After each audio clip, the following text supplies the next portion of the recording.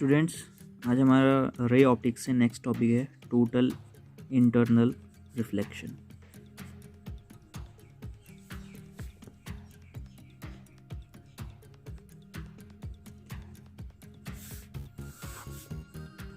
TIR भी लिखते हैं शॉर्ट में। तो टोटल इंटरनल रिफ्लेक्शन होता क्या है, इस टॉपिक पर हम आज डिस्कस करेंगे।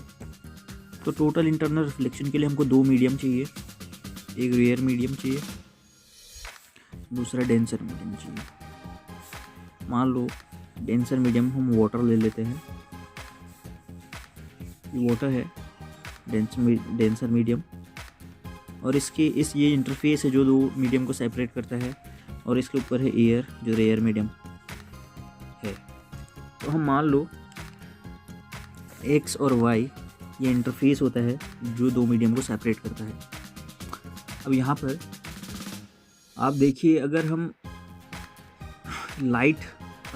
लाइट किसी यहाँ पर हम डेंसर मीडियम में एक लाइट सोर्स रख दें ओ, यहाँ पे एक लाइट सोर्स है ओ, और इस लाइट सोर्स को सीधे इंसिडेंट कराएं, तो ये लाइट सोर्स डेंसर मीडियम से इंसिडेंट होगी किधर की ओर, रेयर मीडियम की ओर।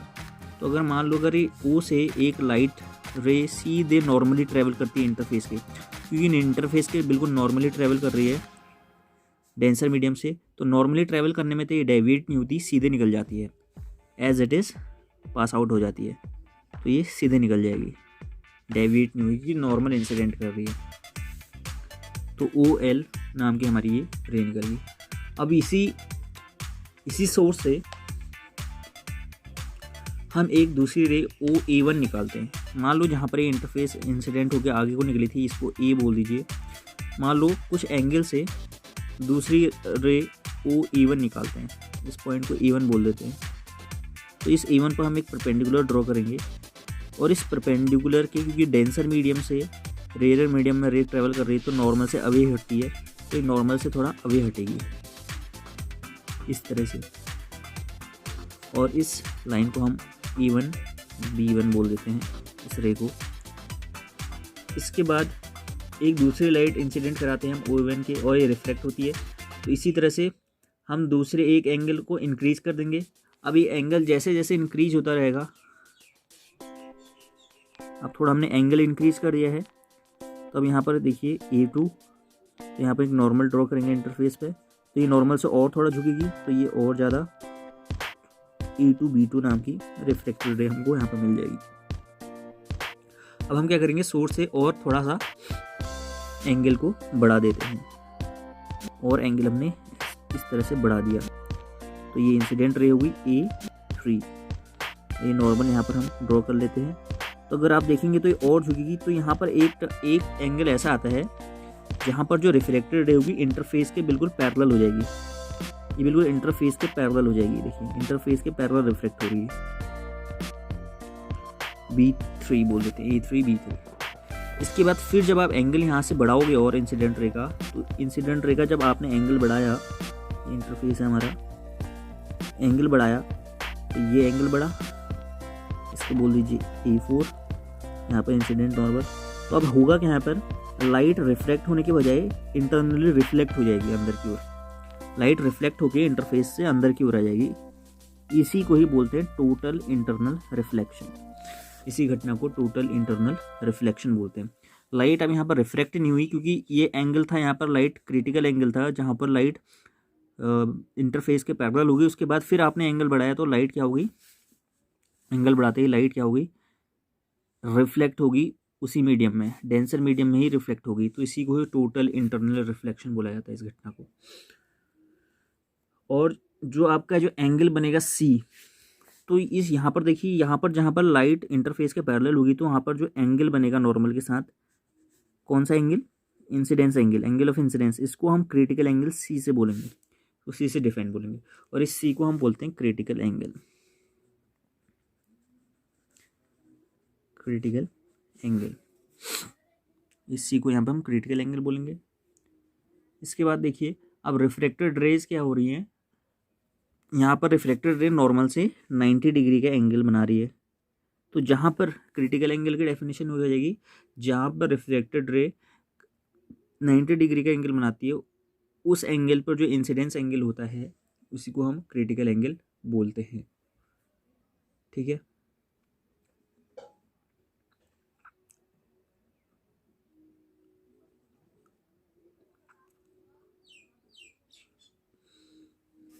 और इसके बाद जब क्रिटिकल एंगल से आप एंगल आगे बढ़ा देते हैं तो एंगल बढ़ाने पर क्या होता है कि जो रे होती है वो रिफ्लेक्ट होने के बजाय इंटरनल रिफ्लेक्ट हो जाती है। इसी को ही टोटल इंटरनल रिफ्लेक्शन कहते हैं।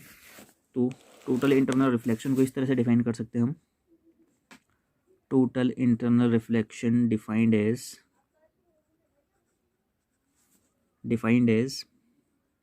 The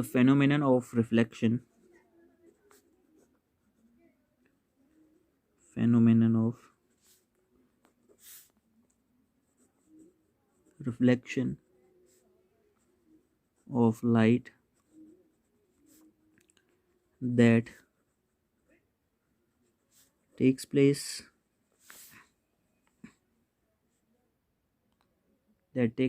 when a ray of light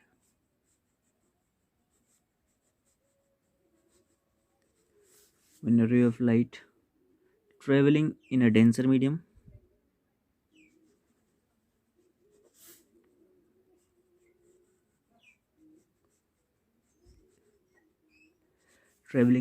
medium gets incident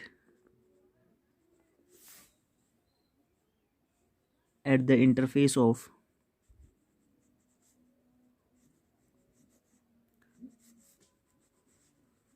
two media at an angle of greater than the critical angle. जब क्रिटिकल एंगल से एंगल ग्रेटर हो जाता है तो वहाँ पर टोटल इंटरनल रिफ्लेक्शन हो जाता है for that pair of media. तो ये आपका टोटल इंटरनल रिफ्लेक्शन की डेफिनेशन थी। और क्रिटिकल एंगल को हम इस तरह से डिफाइन कर सकते हैं, क्रिटिकल एंगल सी से हम इसको डिफाइन करते हैं। तो what is the critical angle? The critical angle for a pair of media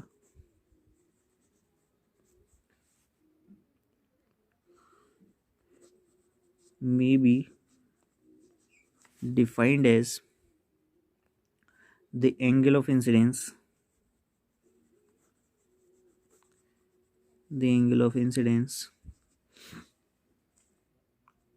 in the denser medium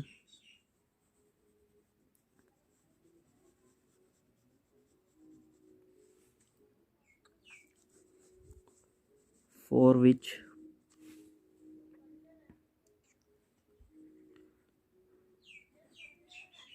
the angle of refraction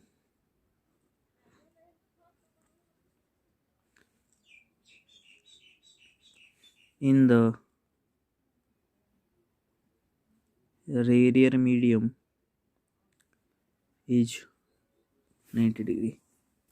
ठीक है, जहाँ पर रेयर मीडियम में एंगल ऑफ रिफ्रैक्शन 90 डिग्री हो जाए, जहाँ पर रेयर मीडियम में एंगल ऑफ रिफ्रैक्शन, ये एंगल ऑफ रिफ्रैक्शन ये हो गया परपेंडिकुलर से बनने वाला रिफ्रैक्टेड जो एंगल बनाता है एंगल ऑफ रिफ्रैक्शन, यहाँ पर एंगल ऑफ रिफ्रैक्शन 90 डिग्री हो रहा है तो इसको क्रिटिकल एंगल बोला जाता है। तो इस एंगल पर जो इंसिडेंस एंगल होता है उसको क्रिटिकल एंगल बोला जाता है। The angle of incidence in the denser medium for which the angle of refraction is rare medium is 90 degree. अब रिलेशन, अब हम रिफ्रैक्टिव इंडेक्स और क्रिटिकल एंगल के बीच रिलेशन फाइंड कर लेते हैं। तो इंटरनल रिफ्लेक्शन होने के लिए कुछ कंडीशंस की यहाँ पर ज़रूरत है। पहली कंडीशन कि जो रे होनी चाहिए, the ray incident on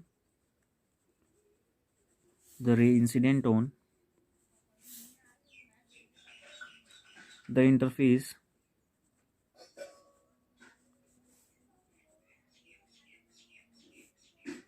should travel in optically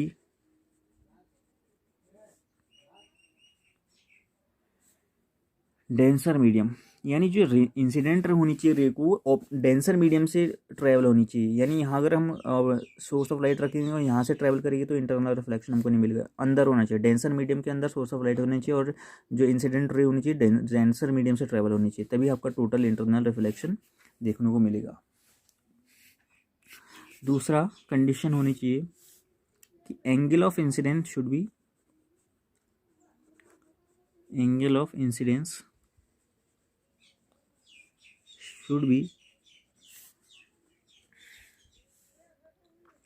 greater than the critical angle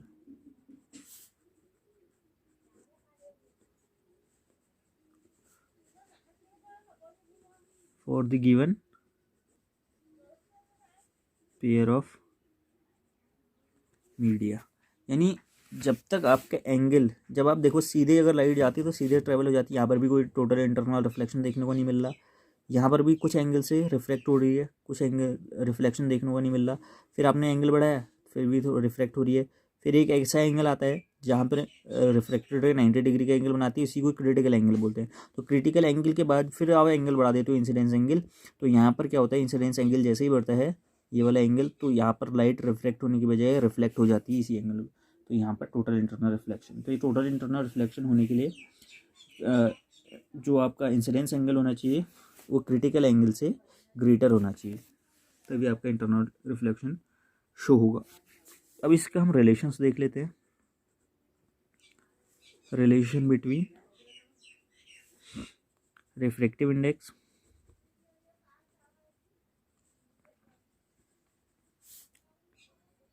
and critical angle. तो क्रिटिकल एंगल और रिफ्रैक्टिव इंडेक्स के बीच रिलेशन हमारे पास यहाँ पर आता है। आपको पता है कि स्नेल्स लॉ के अकॉर्डिंग, स्नेल्स लॉ के अकॉर्डिंग आपके पास जो रिफ्रैक्टिव इंडेक्स होता है रेयर मीडियम में, रेयर मीडियम का रिफ्रैक्टिव इंडेक्स ए लिखते हैं हम उसको, with respect to denser medium b तो हम उसको म्यू बी ए लिखते हैं, म्यू बी ए। नहीं, refractive index of a rare medium. अब यहाँ पर रिफ्रैक्टिव इंडेक्स किसका निकलेगा, रेयर मीडियम का, क्योंकि रिफ्रैक्टेड रे किस में जा रही है, रेयर मीडियम में। तो जिसमें रिफ्रैक्टेड रे ट्रैवल करती है उसी का रिफ्रैक्टिव इंडेक्स निकलता है, जिसमें रे इंसिडेंट होती है उसके रिस्पेक्ट में। तो यहाँ पर इंसिडेंट रे हो रही है डेंसर में और रिफ्रैक्ट हो रही है एयर में, तो यहाँ पर रिफ्रैक्टिव इंडेक्स निकलेगा रेयर मीडियम का ए का विद रिस्पेक्ट टू बी। तो इसको हम बोल देते हैं ए बी, तो इसको म्यू बी ए लिखते हैं, is equal to sine i upon sine r. ये रेशो होता है sine of angle i equal to sine of angle r. तो अब यहाँ पर देखें कि लाइट रे जब इंसिडेंट होती है क्रिटिकल एंगल पर, when light ray incident at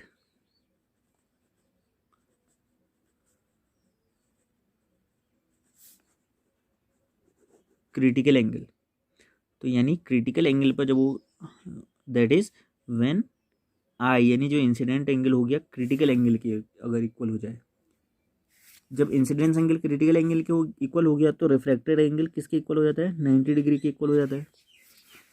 ये होता है ना, ये आपका इंटरफेस है, तो आपने इंसिडेंस एंगल बढ़ा दिया, यहाँ पर नॉर्मल आपने खींचा है, तो नॉर्मल के साथ ये क्रिटिकल एंगल हो गया, तो ये रिफ्लेक्टेड है इसके पैरेलल हो जाती है इंटरफेस के, तो यहाँ पर 90 डिग्री का ये रिफ्लेक्टेड एंगल हो गया आर 90 डिग्री, और ये इंसिडेंस एंगल होता है, इंसिडेंस एंगल होता है जो सी के इक्वल हो जाता है। तो I equal to C, R equal to 90 degree. तो इस वैल्यू को हम ऊपर वाली इक्वेशन में रख देते हैं, तो हमारे पास mu B A equal to आता है साइन आई, तो आई की जगह हम सी रख देंगे, साइन आर की जगह हम 90 रख देंगे, और साइन 90 की वैल्यू होती है 1, तो mu B A equal to sine C. तो यहाँ पर हमको एक रिलेशन मिल गया, mu B equal to sine C.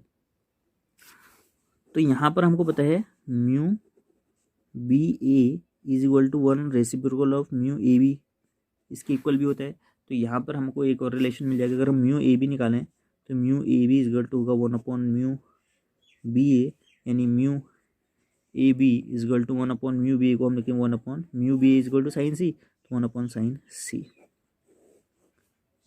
तो इस तरह से म्यू ए बी भी निकाल सकते हैं साइन सी। तो मेरे पास दो रिलेशन मिल गए। इससे रिलेटेड अगर हम एक न्यूमेरिकल करें इस क्वेश्चन से रिलेटेड, तो हमसे पूछा जाता है क्वेश्चन में है?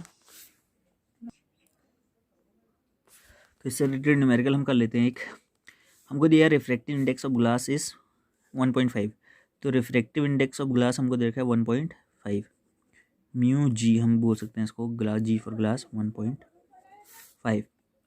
Find the speed of light in glass, तो speed of light in glass हमको फाइंड करनी है, यानी वी जी फाइंड करनी है। If it's speed in air is 3 into, air में स्पीड यानी सी ऑफ लाइट दे रखी है 3 × 10⁸ मीटर पर सेकेंड। तो also find critical angle for glass, तो ग्लास के लिए क्रिटिकल एंगल भी आपको फाइंड करना है। तो उसको कैसे करेंगे, speed of light in glass, तो आपको पता है सी और म्यू के बीच रिलेशन क्या होता है, म्यू इज इक्वल टू यानी refractive index equal to c upon v. तो रिफ्रैक्टिव इंडेक्स ऑफ ग्लास हमको दे रखा है, स्पीड ऑफ ग्लास हमको निकालनी है, speed in glass of light निकालनी है हमको। तो यहाँ से हम निकाल सकते हैं, तो यहाँ पर हमको वी जी निकाल सकते हैं, velocity of light in glass is C upon mu G. C की वैल्यू हम रख देंगे 3 × 10⁸, म्यू जी है 1.5, तो यहाँ 30 हो जाएगा, फिर नीचे 15, 2 × 10⁸ मीटर पर सेकेंड। ये हमारे पास speed of light in glass आ गया। ग्लास मीडियम में इतनी स्पीड हो जाएगी यानी घट जाएगी। अगर मान लो सी क्रिटिकल एंगल है, तो हमको फिर क्रिटिकल एंगल फाइंड करना है। तो अगर सी क्रिटिकल एंगल है, तो हमने रिलेशन अभी देखा था क्रिटिकल एंगल और म्यू के बीच, तो mu g is equal to हमने देखा था, क्योंकि ग्लास से रिफ्लेक्ट हो रही है, तो ये 1/sin c होता है। तो आपका म्यू, तो साइन सी यहाँ से क्या आ जाएगा, साइन सी जगह 1/म्यू जी, यानी 1/1.5, 1/5 को हम लिखेंगे, ये हो जाएगा आपका 0.6667 के अकॉर्ड। तो यहाँ से सी आता है 41.8 डिग्री, ये हम सी को साइन इनवर्स 1/1.5 भी लिख सकते हैं। तो ये हमारे पास वैल्यू आ गई। तो ये क्वेश्चन इस तरह से होते हैं। तो आज के टॉपिक में हमने टोटल इंटरनल रिफ्लेक्शन देखा। अब हम इसका कुछ प्रैक्टिकल एप्लीकेशंस भी देख लेते हैं फटाफट कि यहाँ कहाँ यूज होता है टोटल इंटरनल रिफ्लेक्शन।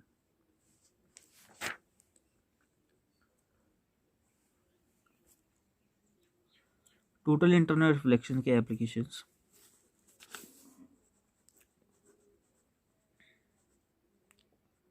इसमें हम अभी ब्रीफली देख लेते हैं एप्लीकेशंस को।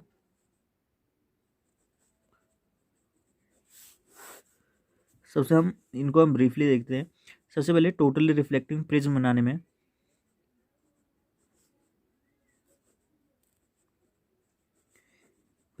में इसका यूज होता है। दूसरा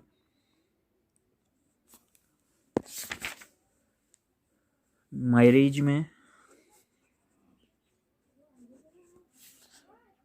तीसरा the brilliance of diamonds and other precious stones. Fourth optical fibres. तो ये हमारे पास इनके यूज़ हैं।